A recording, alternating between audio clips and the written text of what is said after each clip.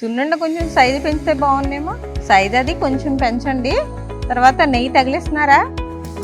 Okay. ఈ సున్నుండ చూస్తే మీకు ఏమనిపిస్తుంది? తినాలనిపిస్తుంది. ఇప్పుడు సున్నుండ మీరు తింటా చుట్టకండి, కావాలంటే చుట్టేసిన తర్వాత తినండి అమ్మా.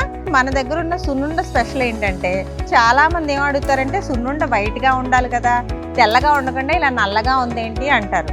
సున్నుండ అన్నది పొట్టు మినపప్పుతో మాత్రమే చేసుకోవాలి. ఎందుకంటే దీంట్లో ఉన్న ఐరన్ ఆడవాళ్ళకి చాలా బలం అనమాట. అందుకనే సున్నుండలు ఎప్పుడు అమ్మమ్మ వాళ్ళు చేసి పెట్టేవారు. సున్నుండ నేతితో చుట్టి చక్కగా తింటే మనకి కావాల్సినంత ఐరన్, మనకి కావాల్సినంత బలం కూడా సున్నుండ వస్తుంది. ఇప్పుడు పిల్లలకి ఏంటంటే అబ్బో నల్లగా ఉంటే సున్నుండ తినం, తెల్లగా ఉండాలని పొట్టు తీసేసిన మినపగుళ్ళతో సున్నుండ చేస్తారు. అలా కాదు. సున్నుండ అంటే పొట్టు మినపప్పుతోనే చక్కగా కాసి నెయ్యి వేసుకొని సున్నుండలో చక్కగా కలుపుకుంటూ సున్నుండ ఇలా చుట్టుకొని తింటే సున్నుండ తిన్నట్టు ఉంటుంది, సున్నుండ బలము ఉంటుంది. మన అవుట్లెట్స్ అన్నిటిలో కూడా మనకు సున్నుండలు అవైలబుల్గా దొరుకుతున్నాయి.